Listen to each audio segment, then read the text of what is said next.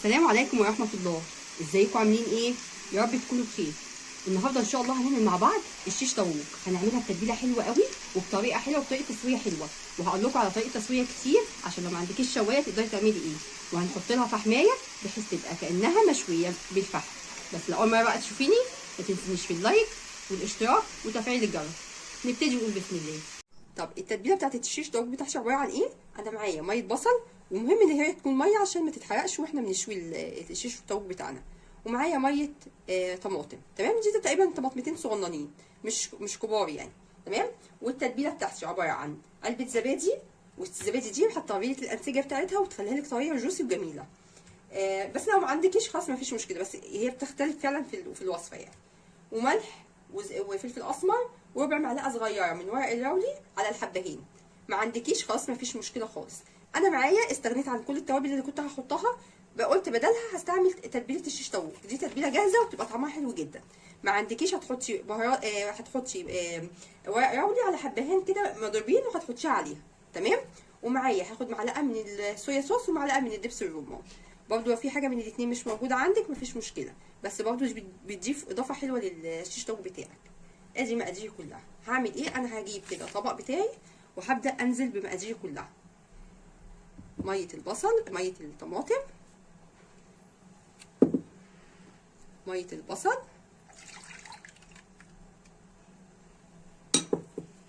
وهملحها بقى الملح بتاعي. طبعا التتبيله بتاعتي فيها ملح فانا مش هزود خالص الملح، يا دوبك حاجه صغيره خالص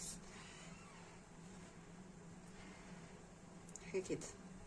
لو انت مش هتستعملي التتبيله اللي هي الجاهزه دي هتملحي بقى ملحك عادي، تمام. هننزل بالتتبيله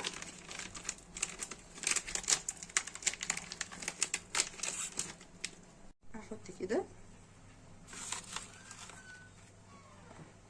تمام. وهبدا احط الفلفل الاسمر بتاعي والبابريكا، لان انا اعتمدت على التتبيله الجاهزه. دي طعم حلو قوي وريحتها جميله، يعني ريحتها حلوه قوي. ومعلقه صغننه كده من الفلفل الاسمر.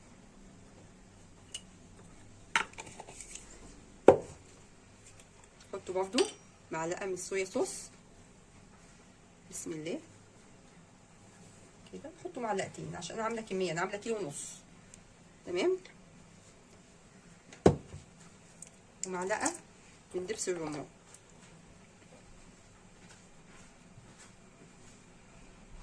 كده تمام كده. انزل بالزبديه بتاعتي. عندك لبن رايب عايزه تحطيه بدل الزبادي مفيش مشكله، الاثنين هيديكي نفس النتيجه برضو كده. وابدا اقلب الكلام ده كله مع بعض كده. انا هجيب المضرب كده ونبدا نضربها. خلاص كده انا قلبت التتبيله بتاعتي كويس. هبدا انزل بقى بقطع الشيش طاووق. انا الشيش طاووق بتاعي انا ده عباره عن واك، انا بحب استعمله الواك، ما بحبش الصدور. الصدور بحس ان هي بتنشف، بس لو انت حابه تستعملي ده على ده اللي يريحك، عايزه صدور بس واك بس، صدور على واك اللي يعجبك. بس لو انت لسه هتشتري يبقى الاحسن تشتري الواك. هبدا انزل كده بالكميه بتاعتي كلها. طبعا انا غسلاه ومنضفاه ونقعاه، دي حاجه مهمه جدا. اي شو هتستعمليها لازم تغسليها كويس كده.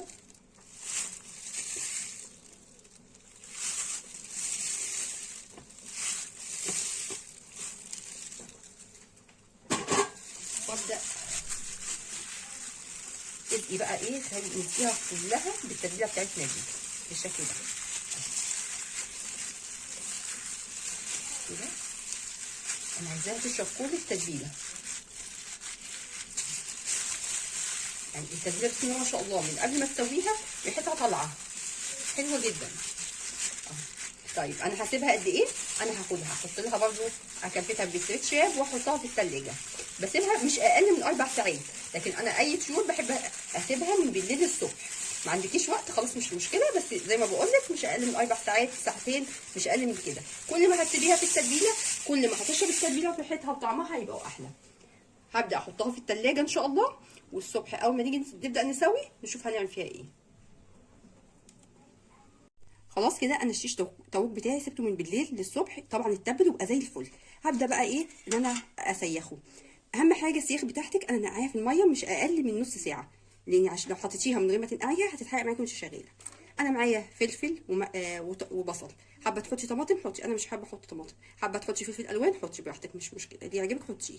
وابدا اسيخ الخضار بتاعي بالشيش. هبدا احط كده واحده فلفله، بصله، فلفله كده واحده واحده، ونحط واحده من الشيش.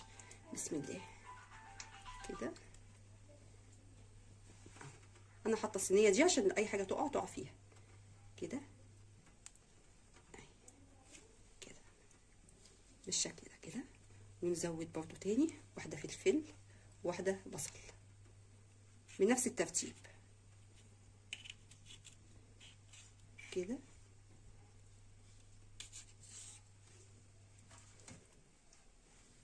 تاخدي من طرفها كده تدخلي الشيش، وتاخدي من حته من هنا عشان ما تبقاش مدلدله من السيخ بتاعك وتتحرق معاكي اهو كده تمام. ونحط برضو واحده فلفل وواحده بصل بالشكل ده. طبعا هتكملي بقى انت كل السياخ بتاعك بالشكل ده، هكملها كلها بالشكل ده كل الكميه بتاعتي، ونيجي نشويها مع بعض ان شاء الله. هبدا دلوقتي انا هبدا اشويها على الشوايه بتاعتي. انا هبدا احط كده شويه من الزيت عشان ما تلزقش معايا، مش عشان حاجه بس ماشي. وسبتها تسخن خالص، اهم حاجه تبقى سخنه ما تبقاش ساقعه. وانزل بشيش طاووق بتاعي كده. بصوا الصوت، انا عايزه الصوت ده كده. بسم الله. طب انت ما عندكيش شوايه مفيش مشكله، هتعمليها لو عندك الجريل هتمشي معاها حلو. عايزه تحطيها في صينيه وتحطيها في الفرن جميله، بس هتتابعيها كويس. وممكن برضه على شوايه البوتاجاز تحطيها على طاسه، وشوايه البوتاجاز وتحطيها تمام. نبدا نصفها كده وتحطيها. ميزه الشوايه دي ان انت بتغطيها فبتستوي كويس. يعني برضه لو حطيتي حاجه على البوتاجاز حاولي ان انت تتابعيها وتغطيها، هتستوي معاكي كويس ان شاء الله. ثم انا شغاله بقى باخد التتبيله بتاعتي اللي احنا تبلناها بيها، نبدا نسقيها بالشكل ده كده طول ما انت شغاله. بس انا مش هطول عليكم الفيديو ان انا اوريكم جزء يعني ان ما فيهاش حاجه. طول ما انا شغاله هاخد التتبيله بتاعتي وابدا اسقيها كده. كل ما تسقيها هتشرب التتبيله اصلا وتبقى حلوه، وهغطيها واسيبها تستوي. اول ما تستوي نقدمها مع بعض ونشوف شكلها. جبت فحمه كده وهولعها على البوتاجاز وابدا احطها، هولعها ونحطها على الفحمه. انا حطيت الفحمه كده وابدا اطفيها بنقطه من الزيت كده بس، واغطيها على طول. تاخد ريحه الفحم وكانك شويتيه على الفحم بالظبط.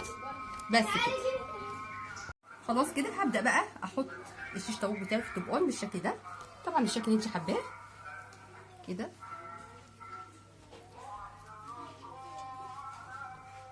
خلاص كده انا خلصت طبقيها بالشكل ده. وكده خلاص انا خلصت الفيديو بتاع النهارده. يا رب يعجبكم. لو عجبكم ما تنسوش في اللايك والاشتراك وتفعيل الجرس. والسلام عليكم ورحمه الله.